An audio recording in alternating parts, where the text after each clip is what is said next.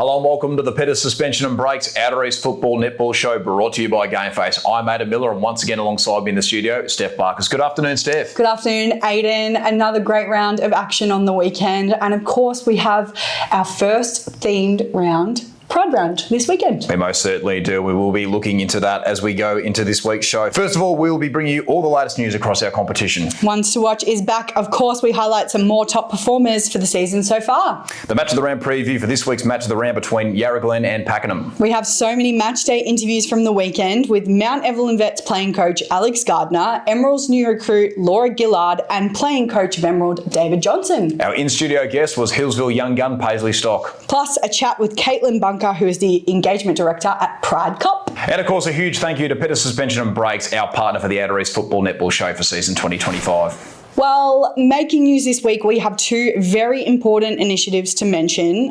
It is, of course, Pride Round this weekend, where we're going to be encouraging and celebrating inclusion and diversity within our competition.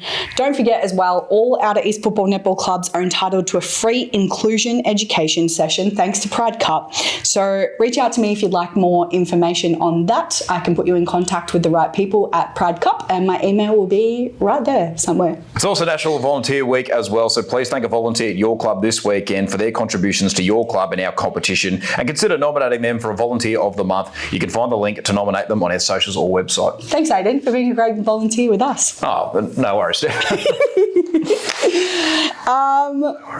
Some club development updates now. We did mention this last week, but we wanted to mention once again the Telstra Footy Country Grants, because round 3 closes this Sunday. It is the last round, so if you haven't put in a nomination, please check if you're eligible and apply for some of that funding. Also, the Toyota Good for Footy raffle, clubs who did it last year auto-registered for this year. Other clubs can sign up for the full amount of tickets sold retained by the club. Here is the current OEFN leaderboard for tickets sold. Last but certainly not least, we are all aware of the heartbreaking tragedies that have been happening in the AFL world, and we want to remind everyone that support is available if you are struggling. For immediate crisis support, Lifeline is a 24-hour hotline, 131411, as well as a 24-hour online support. We also encourage everyone to check out the services and education workshops provided by our 5 mental health partners and consider engaging them for support at your clubs. If you'd like more information on any of our partners and how they can help your clubs, please reach out to Brendan Development at outereastfn.com.au. All right, let's jump straight into ones to watch. I first wanted to take a look at Isabel O'Shaughnessy from Rock. Tell us about how she was on the weekend. No, she was pretty good, Steph. She only played half the game. She played the first quarter and she played the fourth quarter, but it did feel like Rock was scoring a lot more freely when she was on the court. She is the captain of the side. It probably was a little bit interesting why she wasn't on the court for more of the game, but she's their leading goal scorer, of course, this season. She is their captain as well, so definitely one of their most important players. As I say, a little bit interesting that she only played the 2 quarters, but it felt like Rock were definitely scoring a lot more freely when she was out there. Yeah, interesting. All right, and then of course we wanted to take a look at Jake Pedders from Emerald after 4 goals on the weekend. Most certainly, as you said, 4 goals, 11 score involvements, 8 disposals, 25 disposals a game this season. He's 9th in Premier Division for average effective clearances. He's also 5th in Premier Division for average gathers. And even though, he does mainly play on the ball, he looked so at home in the full forward line there. He kicked 4 goals in the weekend, a couple of behinds as well, but he was really good in the one-on-ones. He was clunking the ball in the wet, and even speaking to Dave Johnson, the coach, after the game, he said that even though he's a great midfielder, Jake Pedders is our best forward, so good reason to have him up there, and very impactful in Emerald's second win for the season. So back at the start of the season, I put up a post on our Instagram asking for people to submit dynamic duos, and so these 2 were submitted. Their older sister Tani Hurd already plays at Thornton Nilden and was deputy vice captain. These 2 are young and they've only just qualified to be able to play seniors. They've both made team of the week. They've both been listed in the best players regularly. They seem to be absolutely playing up a storm. And yeah, I've been really impressed. I actually couldn't pick between the 2 of them because they both had really great games on the weekend. And I thought, you know what, why not make both of them as a sister duo the ones to watch for this week? Over now to our Yarra Valley Water Juniors Corner for an update on our junior competitions. Our junior player of the week is Pippa from Healesville Junior Football Club. Pippa is a super quick midfielder who runs fast, both in attack and defence. Pippa loves to run and bounce and did this on numerous occasions during the game. Pippa also kicked a couple of goals to top off a great game. Yeah, well done, Pippa. Awesome game. We also had our interleague jumper presentations this week, so congratulations again to all the players who were selected for our squads. We are so thankful, and it was so awesome to have have some of our former players, Cody Anderson from Healesville, who was of course drafted to Hawthorn, and Georgia Knight, who was at Monbulk and was drafted to Collingwood, come and present the jumpers to the players. It was a big surprise. They didn't even know that those guys were coming, so it was awesome to have them there. Interleague matches are going to take place over the King's birthday long weekend, so details will be coming soon on match locations and times. Before we get into our match of the round preview, let's reflect on the weekend just gone. Emerald and Officer/Rock. So you got the netball correct, I got the footy correct, 1-1. We should do a tally actually and see where we're both sitting. Yeah, we've got to be careful because Steph actually wrote down she had both correct and I had to correct her, so she's trying to pull the wool over my eyes, but it wasn't going to happen. So I'll be honest, I forgot who I tipped. Anyway, talk to me about this weekend. Start off with the netball. That's obviously over at Peppy's Land. It was over at Peppy's Land. Pretty wet day, it has to be said. The girls did handle themselves quite well, though, in pretty trying conditions, it has to be said. Pretty dominant victory by Emerald and really solidifying their place in the top 5 for the moment. They've got a couple of tough games coming up. I think Monbulk this week, I'm pretty sure, so that will be a real big challenge for them. So we'll see how they go there. One of the interesting ones was actually seeing the Emerald captain, Mackenzie Fox, play wing attack for the entirety of the first half. Usually plays in goals, but she did really look at home in the mid-court, so kind of a bit the same for both Emerald captains of the weekend, because as mentioned, Jake Petter played full forward and Mac Fox playing more in the mid-court. So, but I think she did a really good job. Krista Tomlinson was also really, really good. Stacey Woodrow played in goals alongside Jackie Cutting for a lot of the game. Mac did play back in goals in the second half of the game and still contributed. So, no, it was a pretty good performance across the board by the Bombers and a pretty handy win, as I say, to solidify their place in the top 5. Okay, that's interesting. You did mention last week that you think they're a very good chance for finals. I think they'll definitely play finals. I think they'll go deep, Emerald. I'm really impressed with what they're producing this season, There you go. All right. And the footy, obviously also wet weather. It wasn't raining for most of the game, but it would have been pretty dewy and slippery out there still because of the rain from that night and the morning. So yeah, no, Chandler Reserve did seem to hold up pretty well. There was a bit of rain at halftime, which did make particularly the underfoot conditions a little bit greasy and a little bit tricky for the players. It was a pretty close game at 2 quarter times. I think it was only 1 point the difference, 16-15. Emerald kind of took the game away from there. The big difference, and we were talking about it all day in the commentary, was just the efficiency inside forward 50. Emerald would go in there, they would score. Rock were constantly going inside forward 50, and then the ball was coming straight back out. So they just didn't really have a lot of forward connection. They did have an interesting move putting Josh Westra in the forward line. Usually plays at fullback. He did kick 1 goal. I think that was once they were down, they realised they needed to go full attack to try and get themselves back into the game.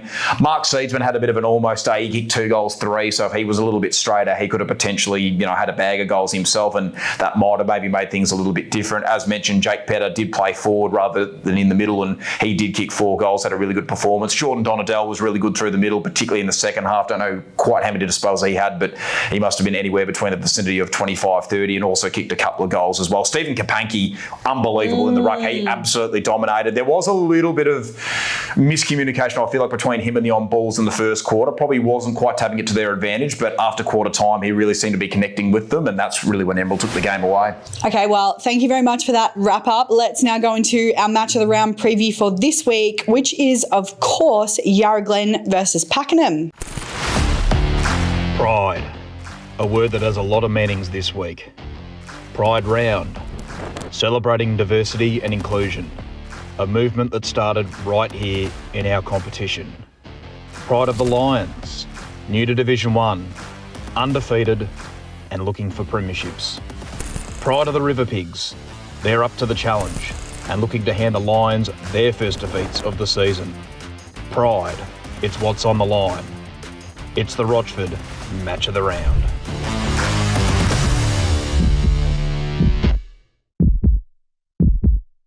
So first of all, we'll take a look at the footy. Pakenham are currently top of the ladder, undefeated with a 5-0 record, whilst Yarra Glen have had a really good start to this season as well. They're 4th with a 4-1 record. Some of the key players through both sides' midfields. For Yarra Glen, first up, Austin Smith. He's averaging 38 disposals, 1 goal a game and 11 clearances. They are ridiculous stats. So he's going to be really important for Pakenham to try and stop. Also, Ben Ashton from Yarra Glen, he's averaging 34 disposals a game, so he's another player that I think Pakenham will need to put some attention into. Looking at the Pakenham midfield, Luke Wright, he's he's averaging 30 disposals and a goal a game. Actually, no, sorry, in fact, 3 goals a game. Tanner Stanton, he's averaging 34 disposals and a goal a game. So they're going to be some of the big names to look out for. Key matchups down both ends of the ground. I think Reece Brooks is going to have the big job on Josh Hawkins, who's already kicked 29 goals this season, including 14 goals a couple of weeks ago against Yarra Junction. And I think Ben Marsh, the fullback of Yarra Glen, will likely have the job on Josh Hager, who's kicked, I believe, 16 goals this season for Pakenham. So they're going to be some of the key matchups there. Very, very interesting stuff. And yeah, definitely some big stat getters. And Yarra Glen have definitely been one of the surprises for me this season. They have had a really strong start.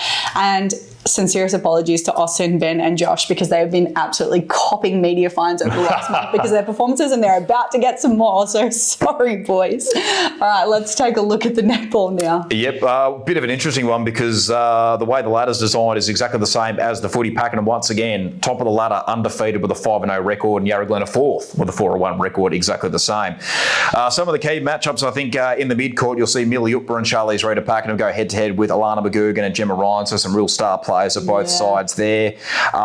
This is a matchup I'm really, really looking forward to. Eliza Molina, who we know is, played with the VNL with the North East Blaze and has even had representative opportunities through Victoria and even Australia, probably has the job on Maddie Hargrave, who's 3rd in goals for Division 1 this season with 187 goals. So that's going to be a really good matchup to look forward to.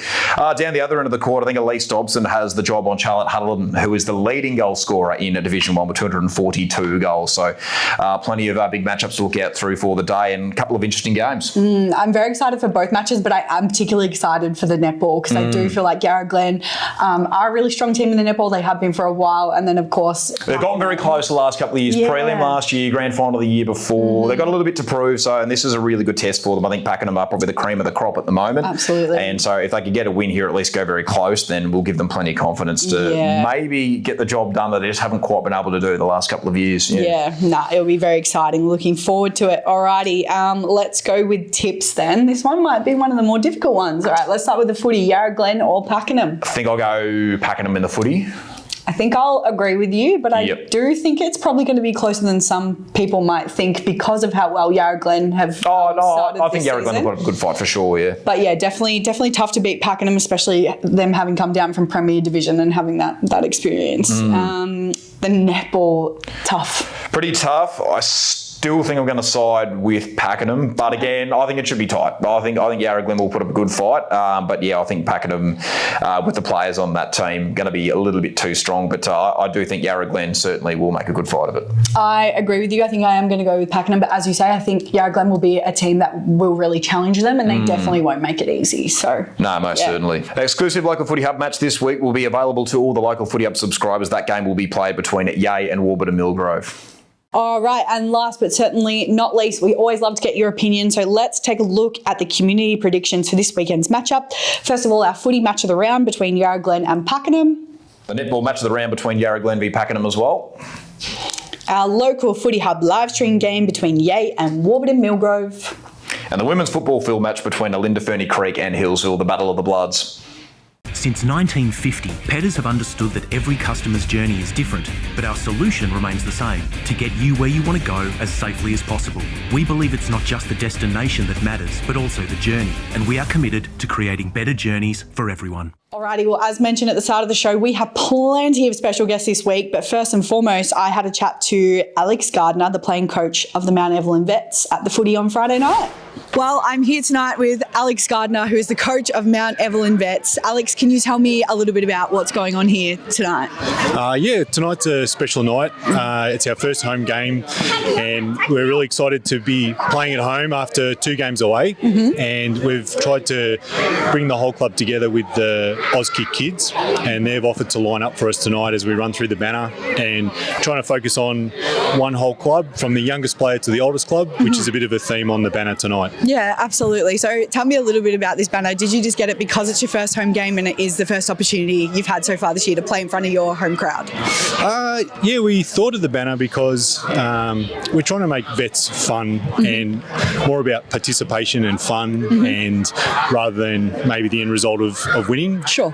So we're trying to think of little things that we can do each week to bring a bit of excitement to the team, and that comes with a bit of humour. And so tonight with the banner, that's that's what we thought we'd do, something special. Yeah, perfect. And then tell me a little bit about training. What's that like? Is that also that mix of that fitness side, but also just being together, the social aspects, having fun? Yeah, training. So we actually did a bit of a pre-season this year. Okay. And the same thing, we're really encouraging the junior football club dads to bring their kids along to training. So some nights we'll have just as many kids as what we do players. And that's been good for us because we can run some larger drills and it's actually created a lot of excitement around the club and the kids love it. So it's probably in line with tonight's theme as well. Absolutely. Well, it does seem like it has been a common theme of the whole club this year is that inclusiveness and that connection between junior and senior. So are there any other plans for the vets to get involved with the juniors? Well, not at this stage, but there has been a greater connection this year. When we first started out, we were, to be honest, struggling for numbers. So we put our thinking caps on and we tapped into the junior footy club looking for that extra players. Yeah. And I think that's what opened it up for us. So just having those dads part of our team has kind of brought the junior club together with us. And tell me a little bit about that process for you, because you were a big driver at Mount Evelyn in trying to get this team up and going. I saw a lot of things on socials and things like that. So what were, I guess, some of your strategies? Was it just putting it out there and seeing who was interested? Was it past players coming back to play vets? Yeah. So it was initially hard work because you kind of put a lot of effort in and it just slowly happens and you get quite frustrated about that it's not happening fast enough. But all you need is one or two players to get interest and then it slowly builds from there. So we did, well, really it was about talking to the club about what they suggested and the committee's been very supportive of giving me some suggestions and letting me post things on their social media. So we made a sign, an A-frame up and we've had it on the side of the road. We've been emailing, we've been calling, everything that we could do. And then like tonight we've got a full team. So it has been a bit of a journey, but some past players and also some players that have never played footy before that have come down to give it a go. So it's a great mix. Yeah. And last one from me, I want to talk a little bit about recovery because I have heard after a few of the games, some of the boys have said they've been pulling up sore and needed a bit more recovery time. So how is your team coping with that? So it hasn't been too bad because we've had a 3-week break between one of our games. Okay. But what will be the challenge for us is that we play next week. So we've only got a 1-week break. So that'll come into a bit of strategy tonight with trying to run the bench a little bit. And to be honest, we're not probably great at our recovery where we probably don't give it enough attention. I don't think Tooting Sims the next day is really what the doctor ordered, but it's just a matter of not trying to overexert yourself too much, and you know, but sometimes when you get that white line fever, you can't help yourself. So, and sorry, I actually do have one more for you now that I've just thought of this, but the community aspects, I guess, like a lot of these players have probably either been out from the game for a while, or as you say, they are new to footy. So how are they finding this community and fitting in with the club, do you think? Well, I can speak from my own experience. I didn't play seniors at Mount Evelyn or any football, and I got introduced to the club only a few years ago, and I got welcomed with open arms. And you walk into a club and I think that you probably have half an hour or an hour where you get a first impression, and it's going to make the difference between people saying, oh look, that's not for me, or I felt really welcome. I felt really welcome, and I think that the same feelings that I had is what other people experience when they come down to Mount Evelyn, in that it's always a big smile and a welcome, and it's a really community feel to it. So I think the club does an amazing job. I think everyone probably thinks their club is amazing, and that's fair enough too, because we're all our own little communities. So you become very fond of your friends and your fellow players. But as someone speaking from experience, it's been fantastic to me to come down and be welcome to the club and be part of it. Yeah, amazing. Well, I really appreciate your time. Best of luck for tonight and the rest of the season. Thank you. Really looking forward to seeing the banner tonight. I'm excited. Yeah, well, thanks very much for coming down. We appreciate it, and we appreciate the league getting it all up and going again. Not only is our club being supported, but you guys have as well. So we really appreciate you coming down. The second interview for this week's episode, Steph had a chat with Caitlin Bunker from the Pride Cup. Well, Caitlin, thank you so much for having a chat to me today. Really appreciate you giving us some time. But firstly, I wanted to chat to you around how Pride Cup started. So we both know, but some people in our competition might not know, that our very own Jason Ball, who played for Yarra Glen, was a big driver in the beginning of the movement. But in your own words, how did you see this whole thing coming about? Yeah, so Pride Cup started as the initiative of a group of players at the Yarra Glen Football Netball Club who wanted to do a really vibrant, visible and inclusive show of support for their teammate, Jason Ball, when he came out as gay to his teammates. For Jason, he'd played, footy at that club his whole life. His family were and still are super heavily involved. And I think that's a really relatable experience for a lot of people who play sport in Australia. Your whole family and community are connected, all your best mates play with you. And that was certainly Jason's experience. But he unfortunately didn't feel safe to be openly gay in that environment because of a culture of casual homophobic joking, which I think is tolerated in a lot of team sport and has been for a long time. And when Jason shared that with his teammates, that had been his experience and that he didn't feel safe to be himself, they did something about it and they decided to throw that first Pride Cup. They had a trophy, they had rainbow arcs on the 50s, and they did a really visible and inclusive celebration of Jason and the LGBTIQ community. And kind of from that moment, the Pride Cup concept was born. Today we've worked with over 1,000 different teams in 30 different codes, and I guess Jason and the Yarra Glen Football Club's legacy lives on. Yeah, amazing. It has grown substantially, and even last year celebrating the 10 years down at Yarra Glen was really awesome as well. I was very lucky to be there for that day. Can you tell me a little bit about the work you do with communities and clubs as the engagement director and what your role entails? Yeah, sure. So I was lucky enough to start with Pride Cup a couple of years ago. My role as engagement director basically means that I am the person who supports all of the amazing teams and clubs and leagues who work with us to execute a Pride Cup game day. So that might look like one game day like the Yarra Glen event where there's several different teams participating at the one venue in a day and the club makes a real song and dance about it and makes the whole venue really visible, vibrant and inclusive. Or that might look like a league-wide Pride round, which of course now your league do. So my sort of job is whoever comes to me asking for support in how to execute a prideful game day or how to celebrate the community or how to invite in community to be a part of the day. That's sort of my job, to facilitate that and support them to make a day that feels really authentic to them and their community. And then I also do LGBTIQ inclusion education with those clubs. We know that a team who does the education piece, invites community in to participate and collaborate and executes a vibrant, visible game day are likely to see a 40 to 50% reduction in homophobic language in just that first year alone. So we know what we're doing works. Yeah, totally. And then can you tell me what actually drew you to this role? Was it because of your own passion for sport and the idea of being able to make real and visible change in communities? Yeah, so I grew up playing softball. And then I picked up a footy myself when I was 19. And whichever sport of those two that I've played, I've always had really out and proud role models in my team who were always proud of their queer identities, who always introduced their partners to our team. And I had many captains and leaders over that kind of junior period of my career who were proud queer women. And that meant that I always saw myself and a future for myself in those roles and in those sports. And so I never questioned whether I could be a captain or whether I could be 100% of myself in those environments, knowing that I was a queer person. Unfortunately, we know that that's not the experience for most LGBTIQ people, and we know that a lot of people don't see themselves represented in teams and sort of don't see themselves getting opportunities to be leaders because they don't always see themselves represented in those roles.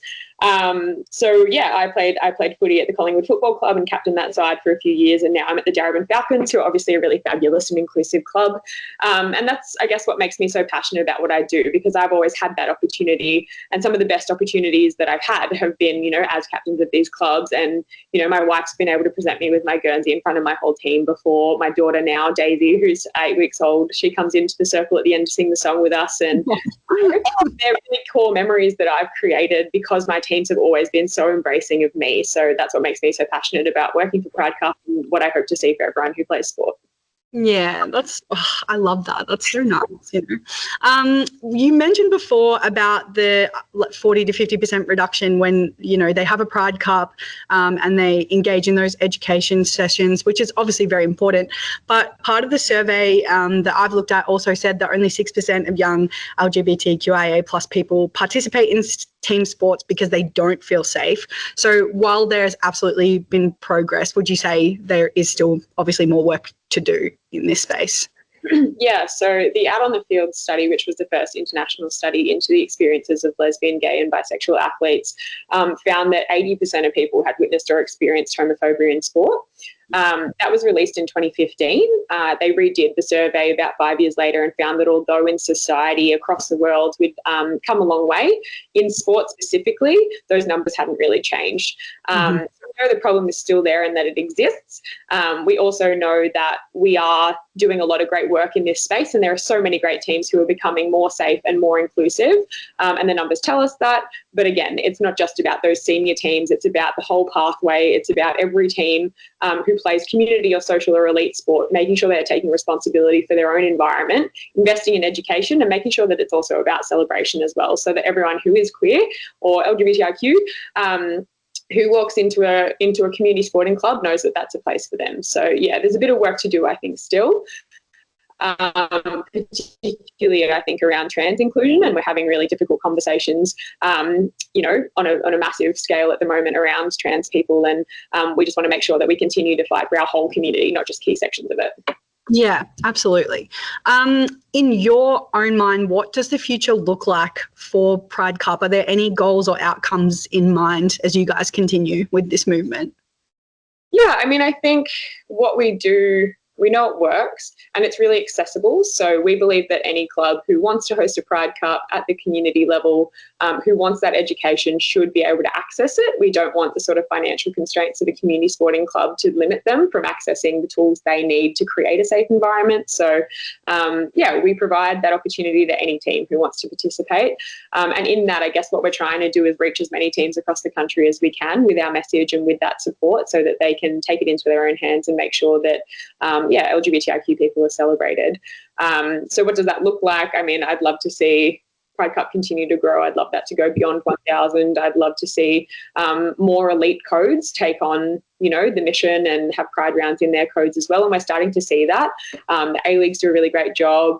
There's going to be, you might have seen a AFL-M game between Sydney and Essendon, which is really exciting. So just kind of continuing our progress and growing our impact and our reach across the country is really what we're trying to achieve.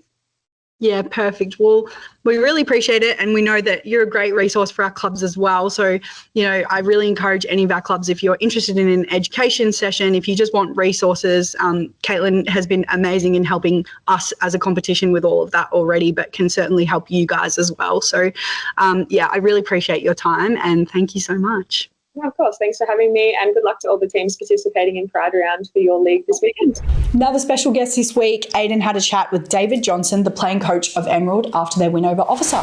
Well, I'm joined by Emerald's playing coach, Dave Johnson, after their important round 6 win over Officer. And Dave, fantastic victory in pretty trying conditions. Yes, absolutely. It's really good to bounce back after a couple of tough games the last 4 or 5 weeks. Been really hard, so to bounce back like that's fantastic. Pretty important game to win today, mate, just to get yourselves off the bottom of the ladder, and in particular against one of the other teams who's right down there. What were some of the messages coming into it? Oh, we looked at our game plan and what we were playing at the moment, and it was not really working. So we've changed up everything. We went a different game plan, and it seemed to work. So yep.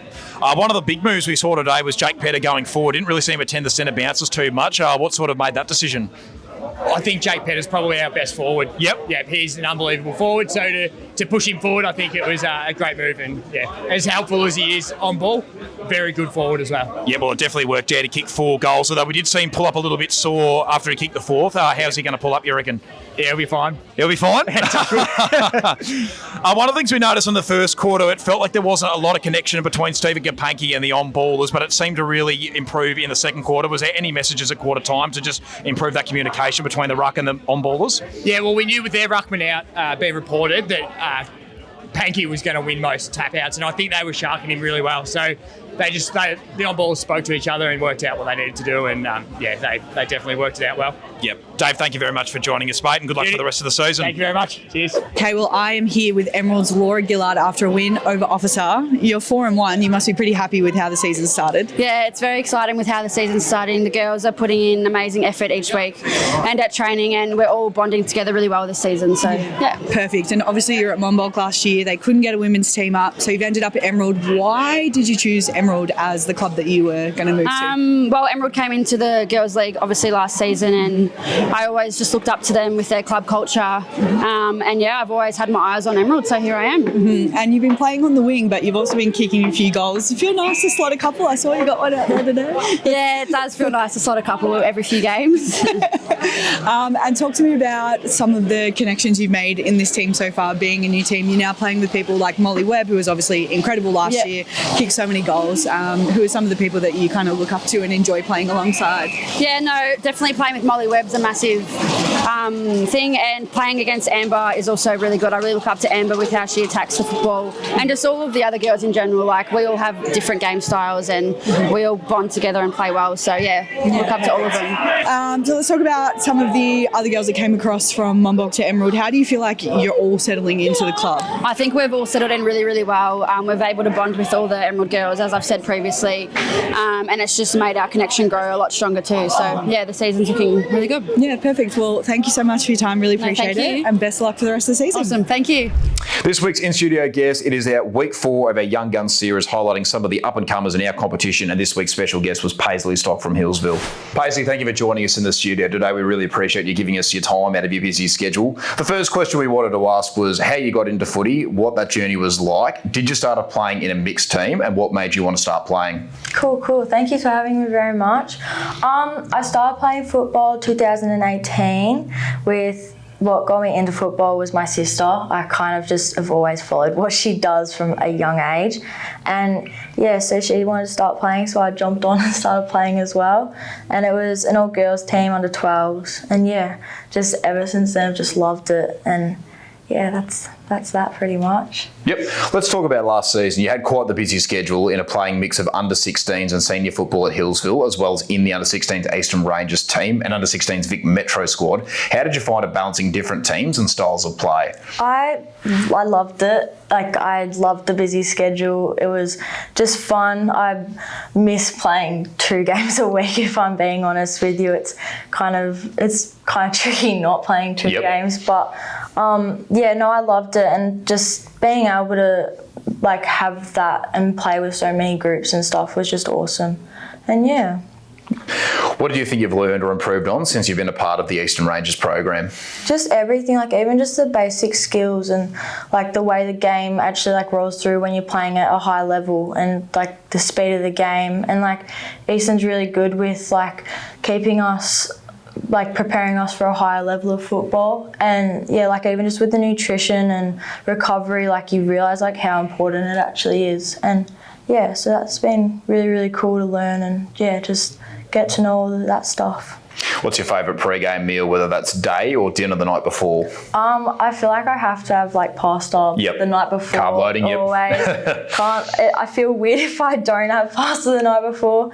And then for brekkie, I'll have a few eggs with avocado and cheese in a wrap and stuff. But it's kind of just my go-to now. But Anything else just in your regular pre-game routine aside from meals? Not really. I tend to listen to music a lot before. I know all the girls always have their own good doof music going, but I kind of like to listen to my own music as well. Kind of just gets me in the right headspace. But I don't really have much of a set routine actually, but What do you do to take time away from footy, work and school, and make sure you're keeping a nice balance between all your commitments and ensuring you're winding down as well?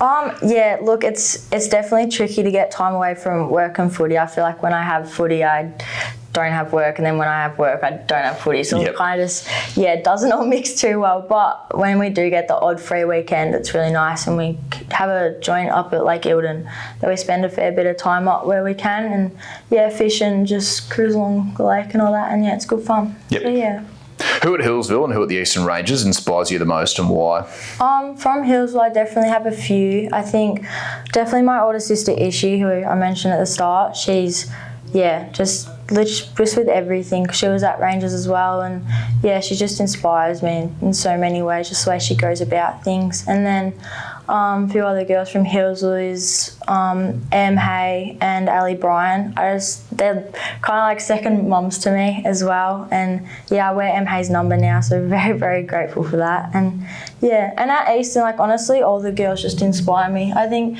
just because we're all kind of chasing the same thing and all wanting the same thing, and we all just have each other's backs. And yeah, it's such a good group of girls, and yeah, so lucky to be a part of it all. But yeah. What's the ultimate goal for your football career? Honestly, just going with the flow at the moment. Yep. I don't want to put too much pressure on myself because I tend to do it a lot. But yeah, if I get there to AFLW, it would be absolutely amazing. And yeah, but it's honestly just going with the flow and yeah, see where it all takes me. Yep. Paisley, thank you so much for joining us in the studio, and good luck for the rest of the season, the career ahead. Yeah, thank you so much for having me. It's been good. Well, that pretty much wraps up all there is to talk about on the Pedders Suspension and Breaks Outer East Football Netball Show this week. Remember, if there's anything you'd like to see in the show, make sure you leave a comment down below.